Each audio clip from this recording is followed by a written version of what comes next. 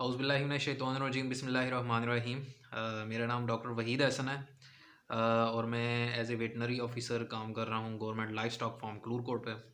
तो आज का टॉपिक है बहुत इंटरेस्टिंग भी है और बहुत फ़ायदा मंद है, ख़ास तौर पे तमाम फार्मर्स के लिए, क्योंकि इसमें मैं बहुत काम की बातें बताने वाला हूँ। टॉपिक ये है कि जो भी आप वंडा ख़रीदते हैं उसके ऊपर जो लिखी होती है, उसके टैग के ऊपर या उसकी समझे कि जो चिट उसके साथ लगी होती है, उसके ऊपर मुख्तलिफ़ चीज़ें लिखी होती हैं जो उसकी कंपोजिशन का बताती हैं कि इसमें प्रोटीन या फ़ैट या बाकी चीज़ें वो कितने परसेंट है। तो उससे वो बताने का मकसद ये है कि ताकि आपको अंदाज़ा हो जाए कि आप जो वंडा ख़रीद रहे हैं कि उसमें आखिर क्या चीज़ है। तकरीबन कंपनियां जो हैं जो चीज़ लिखती हैं, उम्मीद यही होती है कि उसमें वो चीज़ें मतलब उतनी कंपोजिशन की मौजूद हों। खैर, मैं आपको यहाँ बताने का मकसद सिर्फ यही है कि ताकि आपको आइडिया हो जाए। तो जो आप चैनल पर नए हैं मेरे, वो सबसे पहले तो चैनल को सब्सक्राइब कर लें, वीडियो को लाइक भी कर दें और प्लस बेल आइकन दबाया करें ताकि आपको तमाम वीडियोज़ मेरी मिल जाएँ, क्योंकि अक्सर लोग बेल आइकन नहीं दबाते तो ज़ाहिर बात है उनको तमाम वीडियोज़ नहीं मिलती और कई ऐसी अहम बातों से वो महरूम रह जाते हैं। तो वीडियो शुरू करते हैं। ये आपके सामने शो हो रहा है, एक वनडे का बैग है, उसकी मैंने पिक्चर ली है आपको समझाने के लिए कि उस पे क्या-क्या लिखा होता है और क्या मतलब कितनी मिकदार का क्या मतलब है। तो सबसे पहली चीज़ है ड्राई मैटर। ड्राई मैटर कहते हैं खुश्क मादा, कि उस वनडे के अंदर कितना खुश्क मादा है। अब देखें, हर चीज़ में जो भी खाने वाली चीज़ है उसमें कुछ ना कुछ नमी होती है, चाहे गंदम के दाने भी हैं या आटा भी है। वो आपको खुश्क लग रहा है लेकिन वो एक्चुअली खुश्क नहीं होता। या वंडा आप लेते हैं तो वो आपको खुश्क लग रहा होता है, मतलब समझे कि मुकम्मल उसमें नमी नहीं होती। मतलब नमी आप समझते हैं कि नहीं होती, लेकिन ऐसी बात नहीं है, नमी कुछ ना कुछ मौजूद होती है। तो उस ड्राई मैटर का मतलब है कि कितने परसेंट ड्राई, मतलब वो बिल्कुल खुश्क मादा है और कितने परसेंट उसमें वाटर है। यहाँ पे अब लिखा हुआ है 88%, 88%। इसका मतलब ये है कि इसमें 12% जो है वो पानी है। फ़र्ज़ करें अगर 100 किलो है तो 100 किलो में 12 किलो वो पानी है। वो जितना मर्ज़ी कोशिश कर लें वो कुछ ना कुछ पानी रहता है। अगर बिल्कुल मतलब अगर इंतहा का करें तो वो 92-95% पे आता है। तो ये पहली बात हो गई ड्राई मैटर का, मैंने आपको बता दिया। अब अगली चीज़ है सीपी।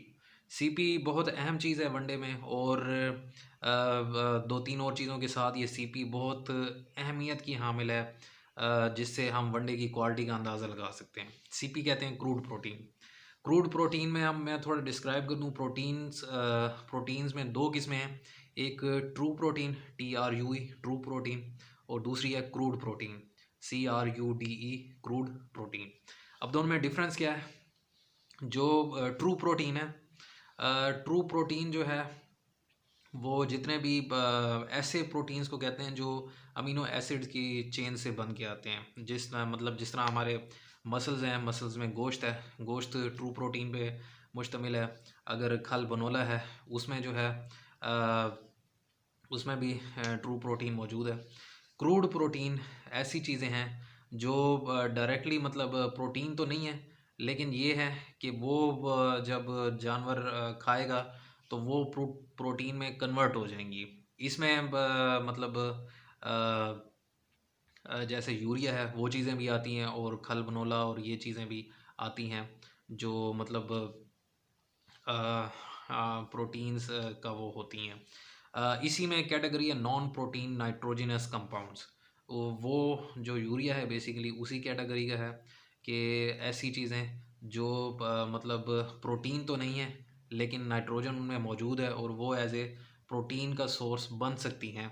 अगर वो मतलब गाय भैंस बकरी या जो भी खाएगा तो वो प्रोटीन में कन्वर्ट हो जाएगी, तो इसलिए उसकी इम्पोर्टेंस है जिसमें यूरिया आता है।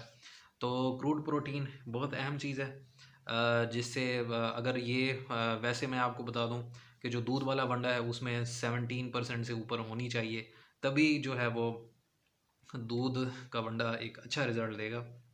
अगर 17% से कम है, जो मोस्टली होता है कि जो लो क्वालिटी के वनडे हैं उनमें मतलब जो हल्की क्वालिटी के वनडे हैं उसमें तो बाज़ औक़ात 11-12% क्रूड प्रोटीन होती है। और इसका 17% से तो ज़्यादा होना बहुत अहम है। 24-25% होगी तो बहुत अच्छी वो प्रोटीन मतलब उसमें होगी, और वो बहुत ज़्यादा मतलब दूध बढ़ाने में कारगर साबित होगा।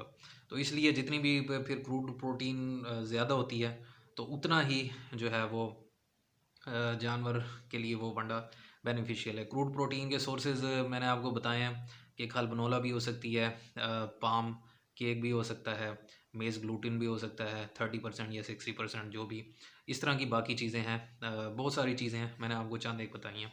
तो वो मतलब जिनसे प्रोटीन मतलब कंटेंट ज़्यादा होता है, क्रूड प्रोटीन ज़्यादा होती है। अगली चीज़ है टीडीएन। टीडीएन से बनता है टोटल डाइजेस्टिबल न्यूट्रिएंट्स।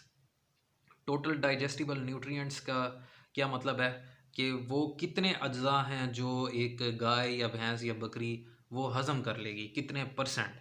70 यहाँ लिखा हुआ है, 70 का मतलब है 70%, मतलब 100 में से 70 किलो जो है वो गाय हज़म कर लेगी, बाकी 30% वो निकल जाएगा। ठीक है। उसके बाद मतलब ये अब जितने ज़्यादा हों उतना अच्छा है। एक गंदम का टीडीएन मैं वैसे आपको एक रेफरेंस के लिहाज से आपको बताना चाह रहा हूँ, ताकि आपको थोड़ा अंदाज़ा हो जाए कि टीडीएन वनडे में कितना होना चाहिए, बाकी चीज़ों में कितना होना चाहिए। टीडीएन जो अगर खालिस गंदम का दलिया है उसकी तकरीबन 88% होती है, 88%। 88% वो हज़म होगी, बाकी 12% हज़म नहीं होगा और वो निकल जाएगा पकाने के ज़रिए। इसी तरह जो मकई है उसकी भी तकरीबन 85-88% होती है। और जो वंडा है जितना अच्छा होगा उसकी उतनी टीडीएन ज़्यादा होगी। यहाँ पे 70% है तो ये मज़ीद बेहतर होनी चाहिए, 80% 80% तक तो होनी चाहिए। तो अगली चीज़ आती है ईथर एक्सट्रैक्ट। ईथर एक्सट्रैक्ट क्या है? डबल ई लिखा हुआ है। ईथर एक्सट्रैक्ट या बाज़ात कुछ वंडों की कंपनियाँ इसको सीधा फ़ैट लिखती हैं।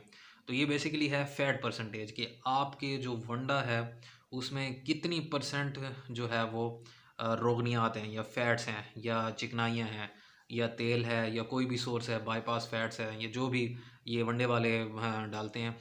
एक्चुअल कंपोजिशन तो नहीं बताते, सिर्फ यही लिख देते हैं टोटल फार्मोस्टेशन करके कि हाँ जी ये टीडीएन टोटल डाइजेस्टिबल न्यूट्रिएंट्स इतने हैं, सीपी इतनी है, ये सारी चीज़ें जो लिखी हुई हैं, ईथर एक्सट्रैक्ट, ऐश वगैरह। तो ईथर एक्सट्रैक्ट जितना ज़्यादा हो उतना अच्छा है, लेकिन ज़्यादा से मुराद ये नहीं है कि कोई 20-30-40-50-80% होना चाहिए। नॉर्मल रेंज तकरीबन 10% तक या इससे कम ही होना चाहिए, तो वो बेहतर है। अब यहाँ पे 4.5 आगे जमा का निशान है प्लस, इसका मतलब है कि आप चेक करवा लें, ये 4.5 से ऊपर ही होगी, कहीं पे भी ये रेंज कर सकती है, इसका ये मतलब है। तो ईथर एक्सट्रैक्ट का मैंने बता दिया। इसके बाद अगली चीज़ है ऐश। ऐश क्या है? ऐश इंग्लिश में राख को कहते हैं। इसका ये मतलब है कि आप अगर इस मतलब एक मुख्तसर में आपको बताऊं कि आप इस वनडे को अगर जलाएं तो हर चीज़ जल जाएगी, पीछे जो चीज़ बचेगी, जो पीछे राख बचेगी उसको कहते हैं ऐश। अब इसकी इम्पोर्टेंस क्यों है? इसकी इम्पोर्टेंस बेसिकली इसलिए है कि ऐश में वो चीज़ें आती हैं जो मिनरल कंटेंट है, कैल्शियम कार्बोनेट। जिस तरह कैल्शियम कार्बोनेट को जलाएं तो वो वैसे का वैसे ही पड़ा रहेगा, उसको आग नहीं लगेगी या उसको आग कुछ भी नहीं कहेगी। या अगर वो ज़्यादा हुआ तो किसी और कंपाउंड में कैल्शियम के कन्वर्ट हो जाएगा, लेकिन पड़ा उसी तरह रहेगा। इसी तरह जो है मकसद है और मिनरल्स होते हैं, सेलेनियम, कोबाल्ट, आयरन या और चीज़ें, ऐसी चीज़ें जो किसी और में रिएक्शन करके हवा में तहलील नहीं हुई, वो पीछे बच गई हैं, जिनमें ज़्यादातर कंटेंट जो है मिनरल्स का होता है, जो जानवर के लिए बहुत अहम है। तो ये वो चीज़ होती है। तो ये ऐश है मैक्सिमम 10%, मतलब 10% से ज़्यादा नहीं है। क्या आप मतलब आपने 100 किलो अगर वंडा लिया उसको जलाया तो पीछे 10 किलो से कम ही चीज़ बचेगी, बाकी सारी हवा में ख़त्म हो जाएगी। तो मकसद कहने का ये है कि ऐश जो है इसमें मिनरल की मकदार है वो डाली गई है। जितनी भी जो भी मिनरल्स हैं वो मेंशन नहीं करते, लेकिन मैंने आपको बताया कि इनमें से मिनरल्स हो सकते हैं, कोई कम हो सकता है, कोई ज़्यादा हो सकता है। तो ये मुख्तलिफ इसकी तादाद होती है। और इसके अलावा और बड़ी अहम बात है कि लिखा होता है कि फ्री फ्रॉम एफ्लाटॉक्सिन्स। ये एफ्लाटॉक्सिन्स क्या है? ये बेसिकली एक फंजाई की किस्म है। फंजाई की किस्म में जो फंजाई होती हैं, फफूंदी आप समझ लें उर्फ़ आम में, जो भी मतलब खाने की चीज़ है उसको फफूंदी लगती है, वो उसको उसका रंग बदल देती है, उसका जायका बदल देती है, उसकी न्यूट्रिशन कम्प्लीटली बदल देती है। साथ जो फंजाई है ना सिर्फ वो उस ग़िज़ा को खा रही होती है, बल्कि ऐसे कई जहरीले मादे पैदा कर रही होती है, जिन्हें टॉक्सिन्स कहते हैं। और ये एफ्लाटॉक्सिन्स स्पेसिफिकली कुछ फंजाई का ग्रुप है जिनको एफ्लाटॉक्सिन कहते हैं, और ये बहुत ही ख़तरनाक होते हैं।